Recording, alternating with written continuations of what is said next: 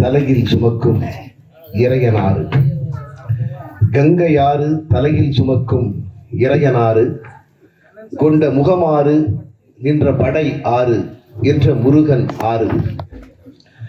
அவர்கள் அடியாறு அகத்தியர் தமிழே உன் தலைநூலை புதிந்த இடம் பொருணையாறு.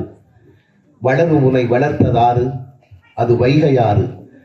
அன்று ஔவையாறு, நேற்று பாரதியாறு, இன்னும் எவ்வளவோ கற்றாறு உனக்கு உற்றாறு உனை மேலும் பெற்றாறு. இதோ உன் காலடியில் கலக்க வரும் நான் ஒரு சிற்றாறு. மற்றாறு போல் இல்லை இவன் வெற்றாறு என்று, மற்றாறு போல் இல்லை இவன் வெற்றாறு என்று அகத்தில் நிறையாது. உயிரெழுத்து ஈராறு மெய்யெழுத்து மூவாறு தடையின்றி என் நாவில் வருமாறு தாயே நீ எந்நாளும் பரிமாறு. பிறகு மற்றாறு போல இந்த சிற்றாறு ஒரு நாள் வற்றாக வரலாறு. திருவள்ளுவர் கழகத்தினுடைய 8ஆம் ஆண்டு தொடக்க விழா நிகழ்விற்கு தலைமை ஏற்று தலைமை உரையை ஆற்றி அமர்ந்திருக்கின்ற என்னுடைய இனிய சகோதரர் தளவாய் நாதன் அவர்களே, நிகழ்ச்சியிலே கலந்து கொண்டு இந்த நிகழ்ச்சிக்கு பெருமை சேர்த்திருக்கிற வணக்கத்திற்குரிய நெல்லை நகர தந்தை சகோதரர் கிட்டு என்ற ராமகிருஷ்ணன் அவர்களே, நீங்களும் நானும் இங்கே அமர்வதற்கு முதற் காரணமாக அமைந்திருக்கின்ற திருவள்ளுவர் கழகத்தினுடைய சுத்தமல்லி திருவள்ளுவர் கழகத்தினுடைய அமைப்பாளர் அருமை சகோதரர் ஐயா சொக்கலிங்கம் அவர்களே, இங்கே அற்புதமான ஒரு கவியரங்கை தலைமையேற்று நடாத்தி தந்திருக்கின்ற, இன்று திருநெல்வேலியினுடைய இலக்கிய பெருமையை திசையெங்கும் பரப்பிக் கொண்டிருக்கிற அன்பு சகோதரர் கவிஞர் பாப்பாக்குடி செல்வமணி அவர்களே, மேடையிலே வீற்றிருக்கின்ற கவிஞர் ஜெயபால் அவர்களே, ஏனைய சகோதரர்களே, முன்னிலையில் அமர்ந்திருக்கின்ற கவிஞர் பாமணி அவர்களே, கவியரங்கத்தில் பாடிய கவிஞர்களே, தமிழ் செம்மல் விருதினை சமீபத்திலே பெற்றிருக்கின்ற பாப்பாக்குடி முருகன் அவர்களே, காவல்துறை அலுவலர் அவர்களே, அருமை பெரியோர்களே, தாய்மார்களே, இங்கே உங்கள் பாதங்களை கொஞ்சம் பாருங்கள். வந்து சேர்ந்திருக்கும் என் வணக்கம். உண்மையிலேயே ரொம்ப மகிழ்வோடும் நெகிழ்வோடும் நான் நின்று கொண்டிருக்கின்றேன். அதாவது இலக்கியத்தின் மூலமாகத்தான் ஒரு சமுதாயத்தை சீர் செய்ய முடியும் என்பதில் யாருக்கும் இரண்டாவது கருத்தே இருக்க முடியாது. திருநெல்வேலி என்றால் எப்படிப்பட்ட பொருள் சில இடங்களில் ஒலிக்கிறது என்பது எனக்கு தெரியும். இந்த திருநெல்வேலி மண்தான் இலக்கியத்திற்கு ஆதாரமான மண்ணாக இருந்திருக்கிறது என்பதில் யாருக்கும் சந்தேகம் இல்லை.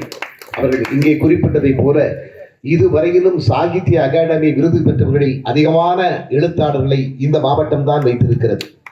நான் கூட சொல்லுவேன், முத்தமிழில் இயல் தமிழை வளர்த்த பெருமை திருநெல்வேலிக்கு உண்டு, இசைத்தமிழை வளர்த்த பெருமை தஞ்சை மண்ணிற்கு உண்டு, நாடகத் தமிழை வளர்த்த பெருமை மதுரைக்கு உண்டு.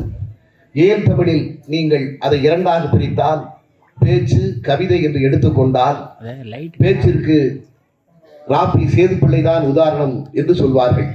அப்படிப்பட்ட சேதுப்பிள்ளை அவர்கள் தான் சாகித்ய அகாடமியினுடைய முதல் விருதை இந்தியாவிலேயே, இந்தியா தமிழுக்கு கொடுத்த முதல் விருதை அதுவும் தமிழ்நாட்டில் திருநெல்வேலி தான் பெற்றிருக்கிறது, ராபி சேதுப்பிள்ளை அவர்கள். அதே மாதிரி நீங்கள் கவிதை எடுத்துக்கொண்டால் மகாகவி பாரதிக்கு ஈடாக ஒரு கவிஞனை சொல்ல முடியாது. ஆக கவிதைக்கும் இந்த மண் தான் உதாரணமாக திகழ்ந்து கொண்டிருக்கிறது. அதே மாதிரி சிறுகதை என்று சொன்னாலும் சிறுகதை மன்னன் புதுமை பித்தனை தந்ததும் இந்த மண் தான் என்கிற பொழுது ஏன் தமிழுக்கு இதற்கு ஈடாக யாரும் சொல்ல முடியாது. ஆனால் சிலர் சொல்லக்கூடும், நீ பேச்சுக்கு ராபி சேதுப்பிள்ளையை சொல்கிறாயே, ஏன் தஞ்சை மண்ணிலே பிறந்த முத்தமிழறிஞர் கலைஞரை சொல்ல முடியாதா என்று சிலர் கேட்கலாம். சிறுகதைக்கு எழுத்தாளர் புதுமை பித்தனை உதாரணமாக சொல்கிறாயே, ஏன் தஞ்சை மண்ணிலே பிறந்த கல்கியை உதாரணமாக சொல்ல முடியாதா என்று சிலர் கேட்கலாம். கவிதைக்கு நீ மகாகவி பாரதியை சொல்கிறாயே, ஏன் அதே தஞ்சை பக்கத்திலே பிறந்த கவி சக்கரவர்த்தி கம்பனை சொல்ல முடியாதா என்று கேட்கலாம்.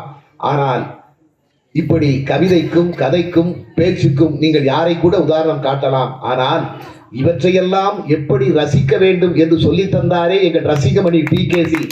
அதற்கு ஈடாக நீங்கள் யாரை காட்ட முடியும் என்பதுதான் இந்த மண்ணிலிருந்து என் போன்றவர்கள் வைக்கின்ற கேள்வி. ஆக ஒரு படைப்பை தருவது மட்டுமல்ல, ஒரு படைப்பை தந்து கொண்டிருப்பது மட்டுமல்ல, ஒரு படைப்பை எப்படி ரசிக்க வேண்டும் என்று சொல்லிக் கொடுத்த மண்ணும் இந்த திருநெல்வேலி மண்தான் என்கிற பொழுது, அப்படிப்பட்ட மண்ணிலே பிறந்ததற்காக நானும் உங்களைப் போலவே பெருமைப்படுகிறேன். அதிலும் இங்கே திருவள்ளுவர் விழா இருந்தால் நான் நிறைய கல்லூரிகளிலே பதிவு செய்வது உண்டு. நம்முடைய தமிழுக்கு 20 நூற்றாண்டு வரலாறு இருக்கிறது என்று சொன்னவர் மறைமலை அடிகள். செம்மொழியாக அறிவிக்கப்பட்ட பொழுது 20 நூற்றாண்டு வரலாறு நம் தமிழுக்குத்தான் இருக்கிறது என்று சொன்னார் மறைமலை அடிகள். 1ஆம் நூற்றாண்டில் தொல்காப்பியம், 2ஆம் நூற்றாண்டில் சங்க இலக்கியங்கள், 3ஆம் நூற்றாண்டில் திருவாசகம், 4ஆம் நூற்றாண்டில் ஆசாரக்கோவை, 5ஆம் நூற்றாண்டில் பெருங்கதை, 6ஆம் நூற்றாண்டில் கல்லாடம், 7, 8 நூற்றாண்டுகளில் தேவார பாடல்கள், 9ஆம் நூற்றாண்டில் ஆழ்வாரடிகளின் பக்தி பாசுரங்கள், 10ஆம் நூற்றாண்டில் சீவக சிந்தாமணி, 11ஆம் நூற்றாண்டில் பெரிய புராணம், 12ஆம் நூற்றாண்டில் முற்பகுதியில் கந்த புராணம், பிற்பகுதியில் கம்பராமாயணம், 13ஆம் நூற்றாண்டில் சிவஞான போதம், 14ஆம் நூற்றாண்டில் தலபுராணங்கள், 15ஆம் நூற்றாண்டில் வில்லிபுத்தூரார் பாரதம், 16ஆம் நூற்றாண்டில் திருவிளையாடற் புராணம், 17ஆம் நூற்றாண்டில் தேம்பாவணி சீரா புராணம், 18ஆம் நூற்றாண்டில் தாயுமானவர் பாடல்கள், 19ஆம் நூற்றாண்டில் வள்ளலார் பாடல்கள், 20ஆம் நூற்றாண்டில் மகாகவி பாரதி பாடல்கள் என்று 20 நூற்றாண்டு வரலாறு என் தமிழுக்குத்தான் இருக்கிறது என்று பட்டியல் கொடுத்தார். அப்படி நீங்கள் பார்த்தால் தமிழினுடைய வரலாறு என்பதே தமிழ் கவிதைகளின் வரலாறு தான். அதனால் தான் கவியரங்குகளை தமிழ்நாட்டில் முத்தமிழர் அறிஞர் ஒரு முதல் இடத்திற்கு கொண்டு சேர்த்தார். அதுதான் உண்மை. முத்தமிழறிஞர் கலைஞர் காலத்திற்கு பிறகுதான் தமிழ்நாட்டில் கவியரங்கம் என்பதற்கு ஒரு சிறப்பான இடம் கிடைத்தது. ஆயிரக்கணக்கான லட்சக்கணக்கான மக்களை திரட்டி கவியரங்கம் நடத்தியவர் முத்தமிழறிஞர் கலைஞர். நினைத்து பாருங்கள். அது மட்டுமல்ல, நான் மிக மிக சாதாரணமானவன். நான் சென்னையிலே என்னுடைய அலுவலகத்தில் இருக்கும் பொழுது ஒரு நாள் தொலைபேசி வருகிறது. நான் சண்முகநாதன் பேசுகிறேன். கலைஞரினுடைய உதவியாளர் தலைவர் கலைஞரின் உதவியாளர் சண்முகநாதன் பேசுகிறேன். உங்களை பாராட்டி தலைவர் ஒரு கடிதம் எழுதியிருக்கிறார், அதை வந்து வாங்கிக் கொள்ளுங்கள் என்று எனக்கு தொலைபேசி வருகிறது. நான் கேட்டேன், என் பெயர் நெல்லை ஜெயந்தா, நீங்கள் எனக்குத்தான் பேச வேண்டுமா ஐயா என்று கேட்டேன்.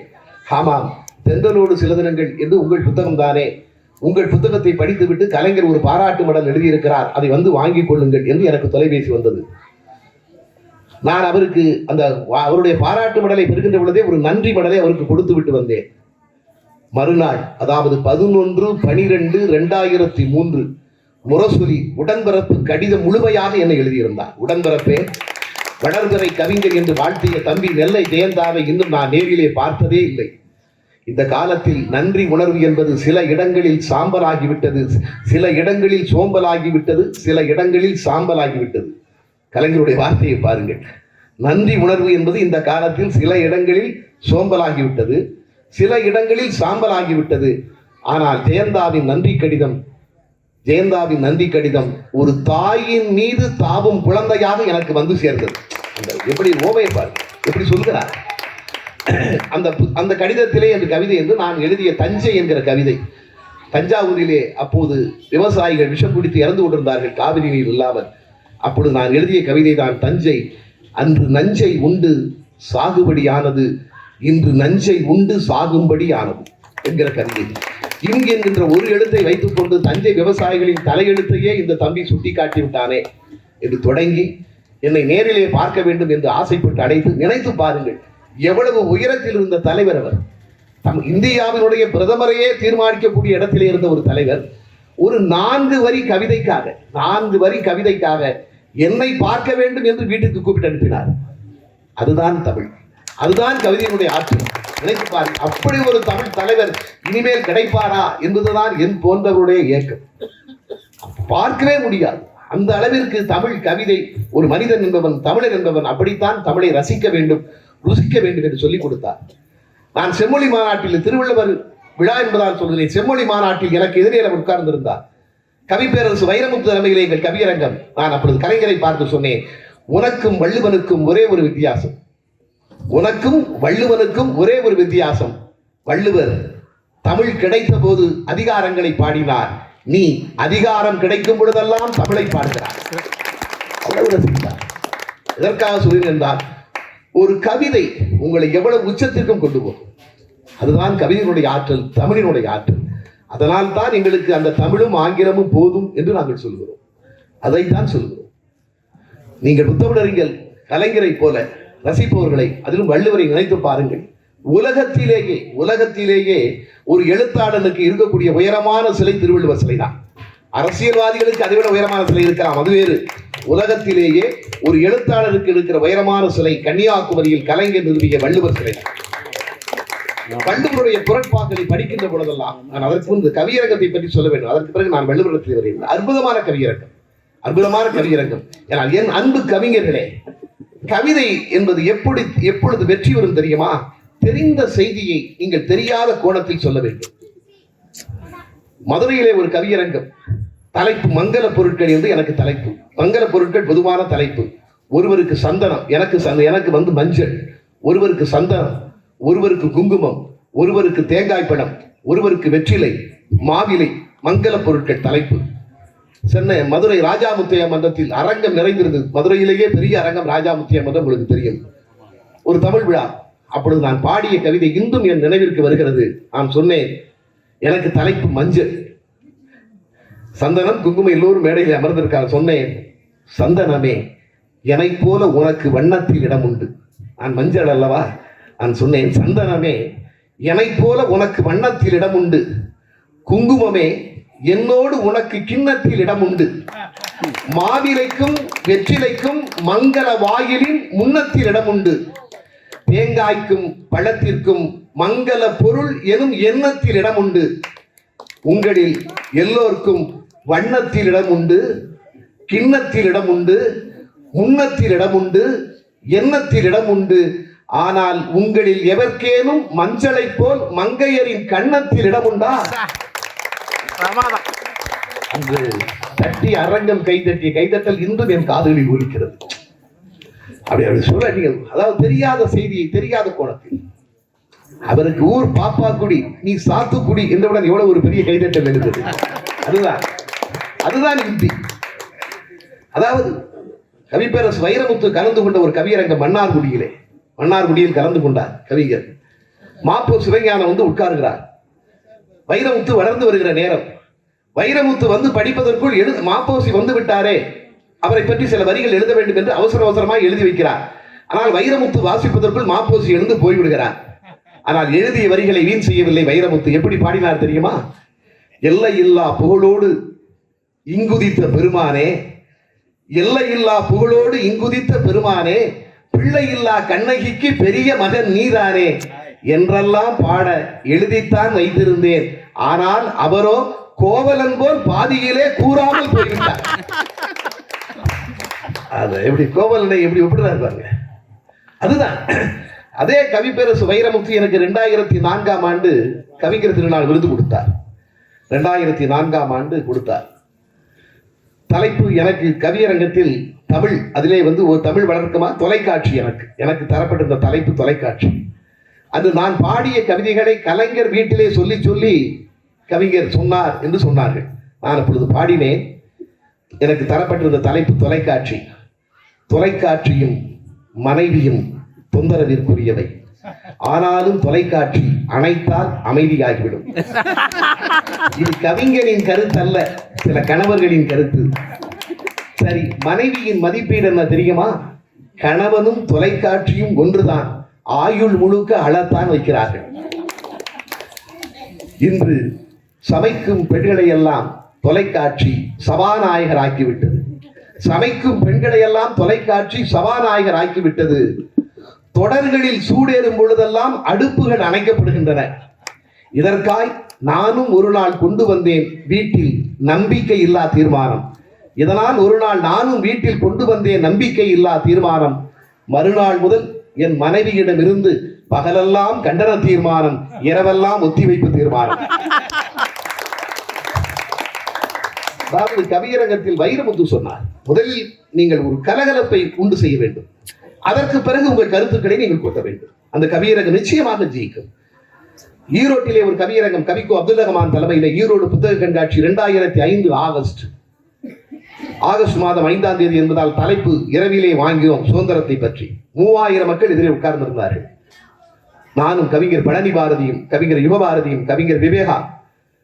பாடினோம். கல்பாக்கம் ரேவதி என்கிற 5 கவிஞர்கள் பாடினோம், கவிக்கு அப்துல் ரஹ்மான் தலைமையில். அன்று நான் முதலாக அப்துல் ரஹ்மான் என்னை அப்பொழுதுதான் பார்க்கிறார். நான் அப்பொழுது பாடினேன். அந்த கவியரங்கத்தில் எப்படியும் முடிசூட வேண்டும் என்கிற முடிவோடு சென்றிருந்தேன். நான் பாடினேன், ஆயுதம் ஏந்தாமல் அகிம்சையில் கிடைத்ததால் என்னவோ சுதந்திரத்தை அவரவர் பாணியில் அவரவர் பார்க்கிறார். சுதந்திரத்தை பற்றி அரசு ஊழியர்களின் கருத்து என்ன தெரியுமா? முதல் தேதி கிடைத்திருந்தால் முழுதாய் கிடைத்திருக்கும், 15ஆம் தேதி கிடைத்ததால் தான் பாதியாய் கிடைத்திருக்கும்.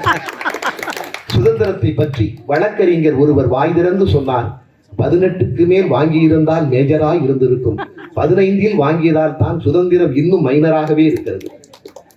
மருத்துவர் ஒருவரின் மனக்கருத்து என்ன தெரியுமா? 8ஆம் மாதத்தில் பிறந்ததால் சுதந்திரம் எடை குறைவாக இருக்கிறது, எதற்கும் சில எக்ஸ்ரேக்கள் எடுத்து பார்க்கலாம். என் கணித ஜோதிடர் ஒருவர் சொன்னார், சுதந்திரம் வாங்கிய மாதத்தில் கஸ்ட் என்று வருவதால் தான் கஷ்டமாக இருக்கிறது, மாதத்தின் பெயரை பெஸ்ட் என்று மாற்றிவிட்டால் அத்தனையும் சரியாகும்.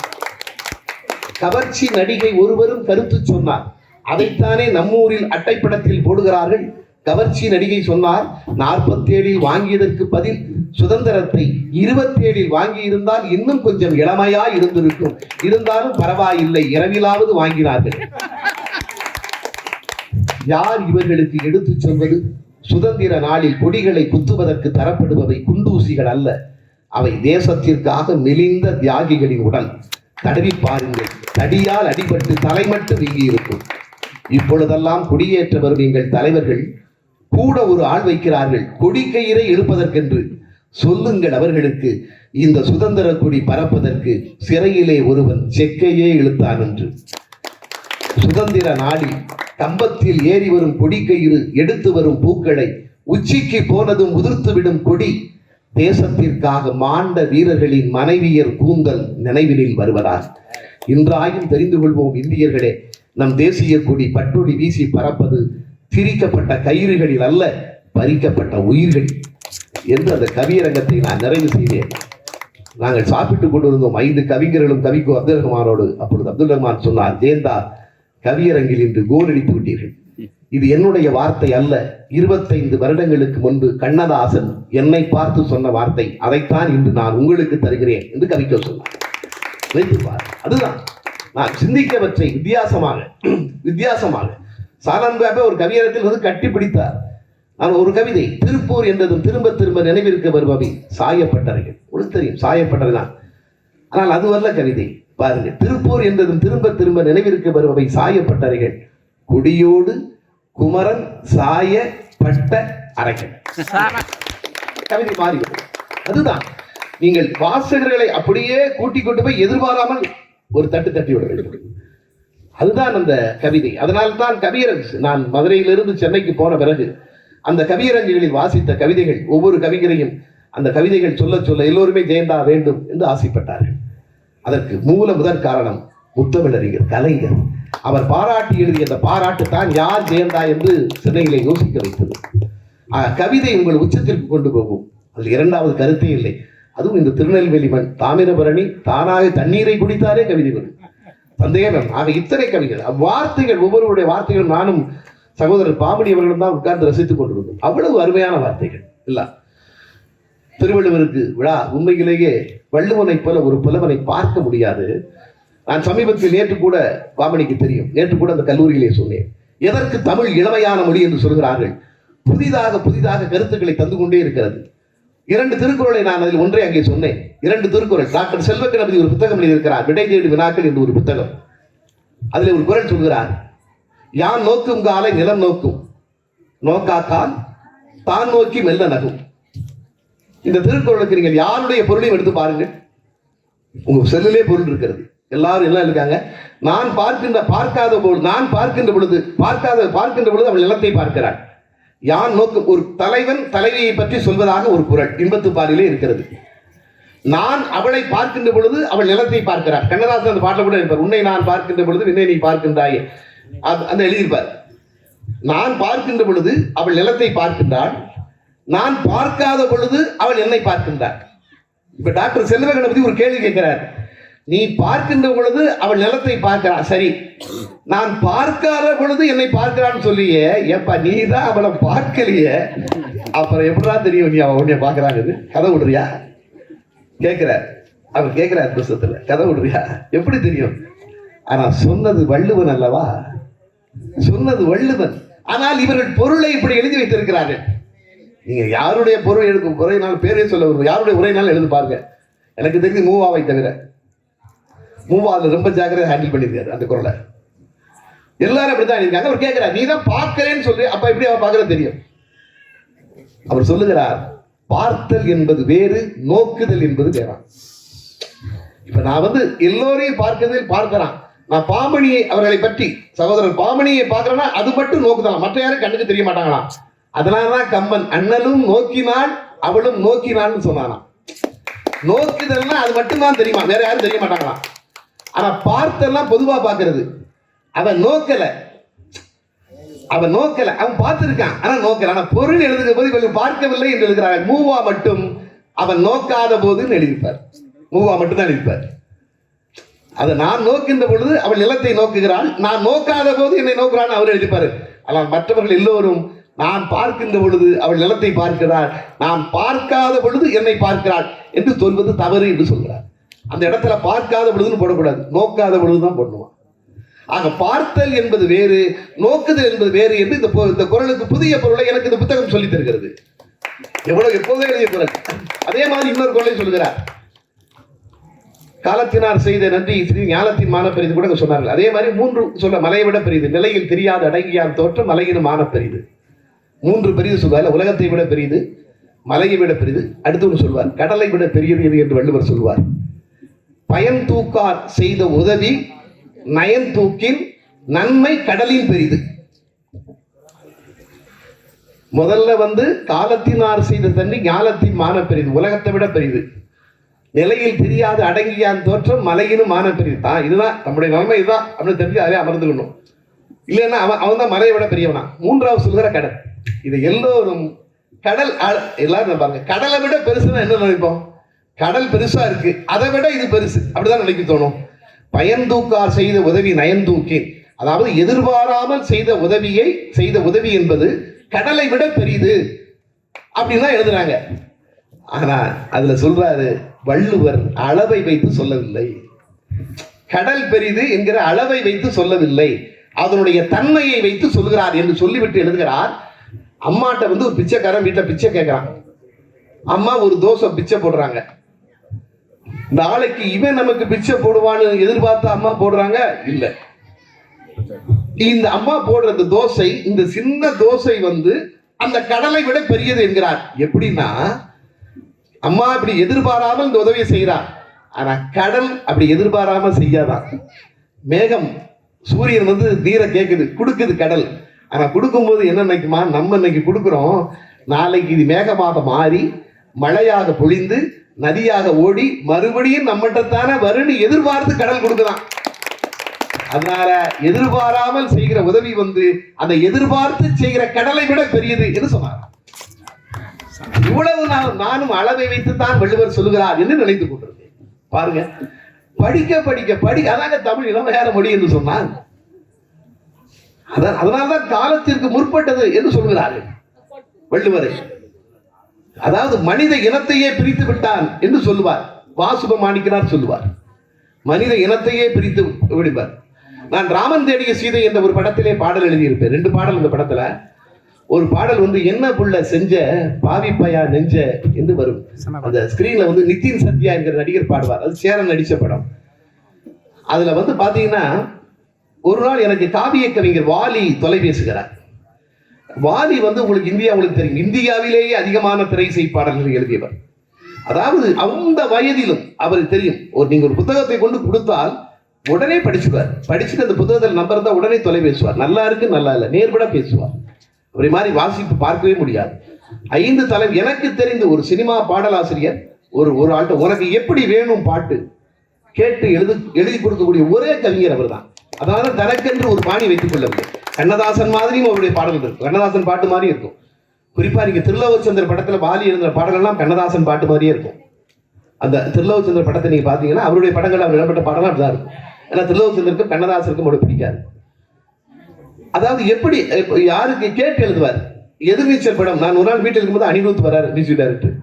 பேசுற அனிருத்து கேட்குற உன் வயசு என்ன தம்பிங்கிறாரு. அனிருத்துக்கு அப்போ 21 வயசு. மியூசிக் டைரக்டர் அனிருத்துக்கு 21 வயசு. வாலி சொல்றார் உனக்கு 21, எனக்கு 81, 60 வயசு வித்தியாசம். ஆனா நீ நினைக்கிற மாதிரி நான் எழுதி தரணும். எழுத முடிந்தது அவரால். காரணம் வாசிப்பு. வாசிப்பு. நினைவு நாடாக்கள் என்று ஒரு தொடர் எழுதினார் ஆனந்த விகடனிலே. எல்லோரும் வாசியுங்கள் என்று நிறைய எழுதிவிட்டு கடைசி முடிவில் என் நண்பர் நெல்லை ஜெயந்தா சொல்வதை கேளுங்கள் என்று என்னுடைய கவிதையை மேற்கோள் காட்டியிருந்தார். எவ்வளவு பெரிய கவிஞர் அவர்.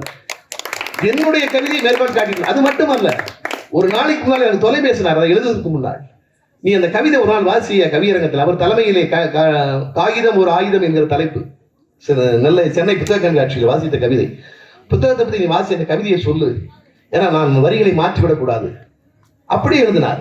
புத்தகங்களை நாம் மேலிருந்து கீழே வாசிக்கிறோம், புத்தகங்களோ நம்மை கீழிருந்து மேலே தூக்கி. இந்த கவிதையை உதாரணம் காட்டியிருந்தார். அவர் ஒரு நாள் தொலைபேசுகிறார். ராமன் தேடி செய்த பாட்டை கேட்டாயா, நீதான் எழுதினியா? ஆமையா. என்ன பிள்ளை செஞ்ச பாட்டு தான்? ஆமையா, நான் தான் எழுதுறேன். அதுக்கு என்னையா சிச்சுவேஷன் சொன்னாங்க அவன்கிட்ட? ஐயா, படத்துல நிதின் சத்யா ஒரு திருடன் ஒரு வீட்டுக்கு திருட போறான். அங்க ஒரு அழகான பொண்ணை பார்க்கறான். அதனால அவளை காதலிக்க ஆரம்பிக்கிறான். அவ இவனுக்கு அட்வைஸ் பண்றான், நீ திருடுறதை விடுன்னு. உடனே திருடுறதை விட்டுட்டு ஆட்டோ ஓட்டுறான். இவன் ஆட்டோ ஓட்டுறான், அவ காலேஜில் படிக்கிறா. இவன் அவளை காதலிக்கிறான், அவ மறுக்கிறா. அந்த நேரத்துல பாட்டு யானை. ஓஹோ, பல்லவி என்னையா எழுதுனேனாரு. என்ன புள்ள செஞ்ச பாவிப்பையா நெஞ்ச, பாக்கையில சொக்க வச்ச, பறக்கத்தான் ரெக்க வச்ச, திக்க வச்ச, திணற வச்ச, திசையத்தான் உணர வச்ச, தெக்க வச்ச வள்ளுவனா ஒத்தையில நிக்க வச்ச அப்படின்னு எழுதுறையாங்க. நல்லா இருக்கியா? வள்ளுவனை கொண்டு வந்து ஏன் அங்க போட்டேன்னாரு. நான் சொன்னேன், கதை கன்னியாகுமரியில நடக்குதுயா. படத்தினுடைய கதையே கன்னியாகுமரியில இருக்கு. அதனால மியூசிக் டைரக்டர் வித்யாசாகரும் டைரக்டர் ஜெகனும் சரணத்திலையும் பல்லவியும் அந்த கன்னியாகுமரி மாவட்டத்தில் இருக்கிற 2 விஷயம் வேணும்னாங்க. அதனால சரணத்துல என்ன பண்ண, ஒன்ன பார்த்த வேலை உடம்பும் செங்க சூழ, திருப்பரப்பு அருவியா நீயே வந்தாயே அப்படின்னு திருப்பரப்பு அருவியை சொன்னேன். பல்லவியில என் வள்ளுவன் தனியா நிக்கிற மாதிரி என்னையும் நீ வாழ்க்கையில தனியா நிறுத்துறிய அப்படின்னு காதலியை பார்த்து கேட்கிற மாதிரி சொன்னேன். ஆமாய்யா, நல்லா இருக்கியா. இது வரைக்கும் காதலில் தோத்தவங்களை தனி மரமா நிக்கிறோன்னு தான் சொல்லியிருக்கோம். நீ நல்லா சொல்லியிருக்க, ஆனா ஒரு விஷயத்த மறந்துட்டியேன்னாரு. என்னையான்னு, வள்ளுவன் தனியா நின்னா கூட குமரியினரையா நிக்கிறான். அவன் நிக்கிறதே குமரி தானே, அது எப்படி தனியாகும் பாருங்க. அதாவது அதுதான் மூத்தவர் எப்பொழுதுமே சொல்வார். அவர் சொல்வார், எதுவுமே நம்ம சொல்றது புதுசு இல்லையா. வாலியா சொல்லுவார், எல்லாம் சொல்லிவிட்டார்கள், நம்முடைய முன்னவர்கள் எல்லாம் சொல்லிவிட்டார்கள், நமக்கு தெரியாது அவ்வளவுதான். இதை புதுசு நம்ம நினைக்கிறோம். நம்ம சொல்றது எல்லாம் சொல்லிட்டாங்கய்யா அப்படிம்பார். நான் கூட என் கவிதையிலே சொல்லுவேன், பள்ளிக்கூடங்களுக்கு போகிறவர்கள் பாட புத்தகங்களோடு இருக்கிறார்கள், பள்ளிக்கூடங்களுக்கே போகாதவர்களும் பாட புத்தகங்களுக்குள் இருக்கிறார்கள். அதுதான் அதைத்தான் அவர் சொல்வார். நமக்கு முன்னாடியே சொல்லிட்டார் நிறைய. நான் கூட வியந்திருக்கிறேன். கவிப்பேரரசு சொல்லி முடிக்கலாம் என்று நினைக்கிறேன். கவிப்பேரரசு வைரமுத்துடைய ஒரு அற்புதமான கவிதை உண்டு. தன்னை ஊரை பற்றி அவர் எழுதியிருப்பார்.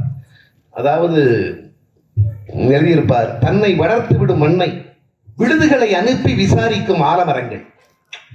ஆலமரம் விடுத விசாரிக்கிறான் மண்ணை.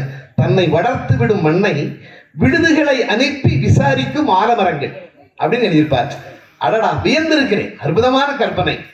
ஆனால் ஒரு நாள் ஒரு பழைய பாட்டு கேட்கிறேன். ஏறுமுனைக்கு நேரி இங்கே எதுவுமே இல்லை, மருதகாசி எழுதின பாட்டு.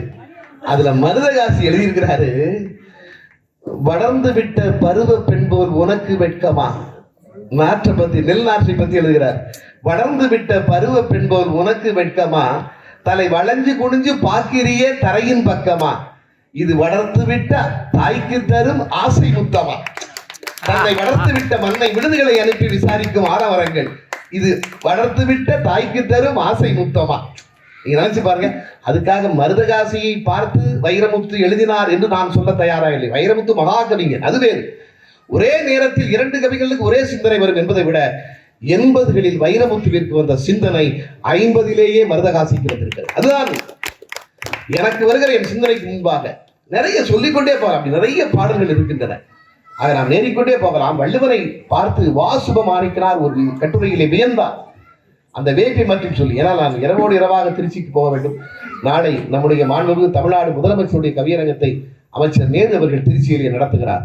அதிலே பாடக்கூடிய வாய்ப்பு அதை எதற்கு சொல்லினேன் என்றால், ரொம்ப ரசித்தார் தளபதி ஒரு கவியரங்கத்திலே நான் பாடுகின்ற பொழுது. தமிழறிஞர் கலைஞர் ஒரு பக்கம், நான் சொன்னேன், நீங்கள் கலைஞர் எழுதிய திருக்குறள் நீ, கலைஞர் எழுதிய திருக்குறள் நீ சொன்னால் அதற்கு நான் விளக்கம் சொல்ல வேண்டும் அல்லவா, சொன்னதோடு நிறுத்தக்கூடாது. கலைஞர் எழுதிய திருக்குறள் நீ எப்படி என்கிறாயா, 2 வரிகள் முடிந்ததும் ஒரு திருக்குறள் பிறக்கும், நீயும் அப்படித்தான். ஜனவரி பிப்ரவரி என்ற 2 வரிகள் முடிந்ததும் மார்ச் 1 பிறந்தாய், 2 வரிகள் முடிந்ததும் பிறந்தாய் நீ திருக்குறள் கலைஞர். அப்பொழுதுதான் ரசித்து கை தட்டுவார். அதுதான் கவிஞருடைய வேலை. ஆக அதே மாதிரி வாசுப, அதனால தான் நான் இதோடு முடிக்கல, எவ்வளவு நேரம் வந்தாலும் பேசலாம், அது வேறு. வாசுப மாணிக்கனார் ஒன்று சொன்னார், வள்ளுவன் மனித இனத்தையே 4ஆக பிரித்து விட்டானே, 4ஆக பிரித்து விட்டான். ஒருவனை இறந்தவன் என்கிறார், ஒருவனை ஆவி என்கிறார், ஒருவனை தலைவன் என்கிறார், ஒருவனை இறைவன் என்கிறார். அதாவது மேல வாழ்கிறவன் என்கிறார், தெய்வம் என்கிறார். 4 திருக்குறள் மட்டும்தான் திருக்குறளில் வைக்கப்படும் என்று முடிகிறது. 4 குறள் மட்டும் வைக்கப்படும் என்று முடிகிறது. ஒத்தது அறிவான் உயிர் வாழ்வான், மற்றையான் செத்தாருள் வைக்கப்படும். இந்த உலகத்திற்கு எது தேவை என்று செய்கிறவன் தான் மனிதன். மற்றவெல்லாம் இறந்தவன் என்கிறார். ஒருத்தர் இறந்தவன் சொல்லியாச்சு. அடுத்து ஆவின்னு சொல்கிறார். அதாவது அடுத்த குறள் 2வது ஒருவனை ஆவி என்று சொல்கிறார். 3வது குறளிலே சொல்கிறார் மனிதன் என்று சொல்லுவார். 3வது குறளில் வைக்கப்படும் நிலை, அதாவது முறை செய்து காப்பாற்றும் மன்னவன் மக்களுக்கு இறை என்று வைக்கப்படும். முறை செய்து காப்பாற்றும் மன்னவன் மக்களுக்கு இறை. இறை என்றால் இந்த இடத்தில் தலைவன் என்று பொருள் எழுதுகிறார்கள். யார் முறையா செய்து காப்பாற்றும் மன்னவன், அவன் தான் தலைவன். இந்த நகரமன்ற உறுப்பினர்களுக்கு என்ன தேவை என்று எங்கள் மேயர் செய்து கொண்டிருக்கிறார் அல்லவா, அதனால்தான் அவர் நகராட்சியுடைய தலைவராக இருக்கிறார். ஓடி அவரை தமிழகமே பேசுகிறது. விமானத்தில் போகிறவர்களை கூட பேச மாட்டார்கள், ஆனால் சைக்கிளில் போய் அல்லவா அவர் கொண்டு செய்கிறார், அதனால் தான் பேசுகிறார்.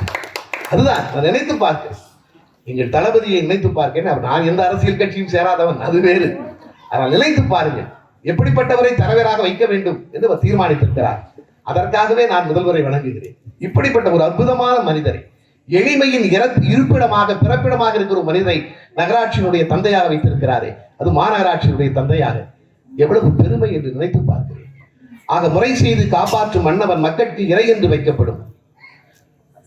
அது 2வது அந்த குறள், உலகத்தார் உண்டு என்பது இல்லென்பார் மையத்துள் அழகையா வைக்கப்படும். அழகையான்னா ஆவி. உலகமே இருக்குங்கிறத ஒருத்தன் இல்லைன்னு சொன்னா அவன் ஆவின்னு வாங்கலாம், அவன் ஆவி மாதிரியா, அவன் மனுஷனே கிடையாதுதான் பார்க்கலாம். கடைசியில் சொல்வார், வையத்துள் வாழ்வாங்கு வாழ்பவர்,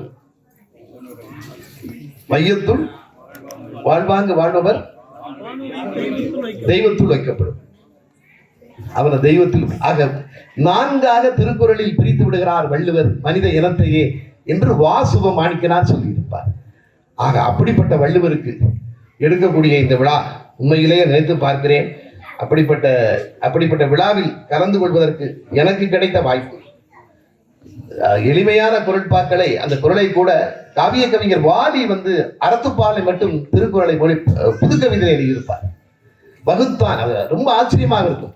அதை படிக்கின்ற பொழுது குழந்தைகளுக்கு திருக்குறளையும் படித்து அதையும் கொடுத்தால் இன்னும் அதை ஊன்றி படிப்பார்கள். உதாரணத்துக்கு ஒரு குறள், வகுத்தான் வகுத்த வகையெல்லாம், வகுத்தான் வகுத்த வகையெல்லாம் கோடி தொகுத்தாருக்கும் துய்த்தல் அரிது.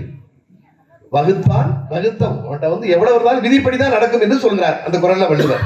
வகுத்தான் வகுத்த வகையெல்லாம் கோடி தொகுத்தாருக்கும் துய்த்தல் அரிது. அத வாலி புது கவிதையில் எழுதியிருப்பார்.